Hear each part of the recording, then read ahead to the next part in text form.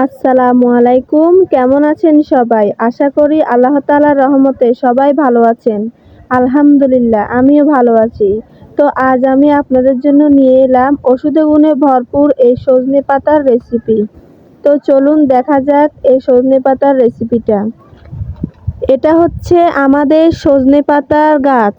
দেখতেই পাচ্ছেন আমরা কিন্তু সপ্তাহে 2 বার এই সজনে শাক খেয়ে থাকি। তো আমার বড় আপু হচ্ছে আমাকে সাহায্য করছিল, তাই ভাবলাম আজ আপনাদের সাথে শেয়ার করি। এই সজনে পাতাটা কিন্তু অনেক রোগের উপকার।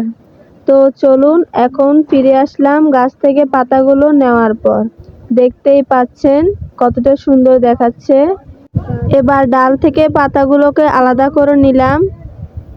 ছোট ছোট যে পাতাগুলো মানে ডালের সাথে লেগে রয়েছে ওগুলো আমার বোন আমাকে সাহায্য করছিল আর কি।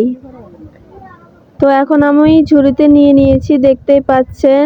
তো ফিরে আসলাম ধুয়ে নেওয়ার পর। দেখুন এখানে একটা কড়াই রাখা আছে, পেঁয়াজ রসুন কাটা, এরপরে শুকনো মরিচ হচ্ছে গিয়ে টালার পরে খুব ভালোভাবে গুঁড়ো করে নিয়েছি। এই যে সজনে শাকগুলো দেখতেই পাচ্ছেন। এখন এগুলোকে আমি কড়াইতে নিয়ে সেদ্ধ বসিয়ে দিয়েছি। আমি কিন্তু এখানে কোনো পানি দিইনি, দেখতেই পাচ্ছেন। শুধুমাত্র আমি এটাকে নেড়েচেড়ে হচ্ছে নরম করে নিব। খেয়াল রাখতে হবে যাতে পুড়ে না যায়।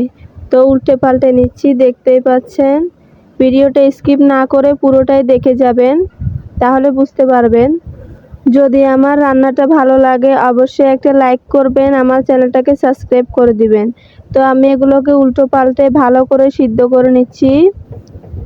সেদ্ধ হয়ে গেলে আমি একটা বাটিতে নামিয়ে নিচ্ছি। তো এবার কড়াই বসিয়ে কড়াইতে তেল দিয়ে দিলাম। আমি কিন্তু যে কড়াইয়ের মধ্যে হচ্ছে সজনে পাতাটা সিদ্ধ করেছিলাম সে কড়াইয়ের মধ্যে আজ রান্নাটা করছি। তো এখন তেল গরম হয়ে যাচ্ছে। এখন এর মধ্যে আমি দিয়ে দিব পেঁয়াজ এবং রসুন কুচি। এবারে নাড়াচাড়া করে নিব। নাড়াচাড়া করতে করতে যখন বাদামি কালার হয়ে এসেছে তখন আমি শাকগুলোকে দিয়ে খুব ভালোভাবে নাড়াচাড়া করে নিচ্ছি। এর উপরে আবার শুকনো টালা মরিচটাও দিয়ে দিলাম। আর খুব ভালোভাবে নাড়াচাড়া করে উল্টে পাল্টে মিশিয়ে নিচ্ছি।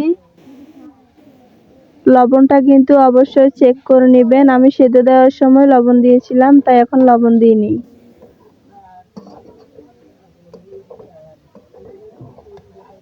তো দেখুন আমার কিন্তু হয়ে গেছে। আমি একটা বাটিতে নিয়ে নিলাম, দেখতেই পাচ্ছেন। খেতে কিন্তু অসাধারণ লাগে। আপনারা যারা যারা এই সজনে শাক খেতে পছন্দ করেন অবশ্যই কমেন্টে বলে যাবেন। তো আজকের জন্য এই পর্যন্ত। আসসালামু আলাইকুম।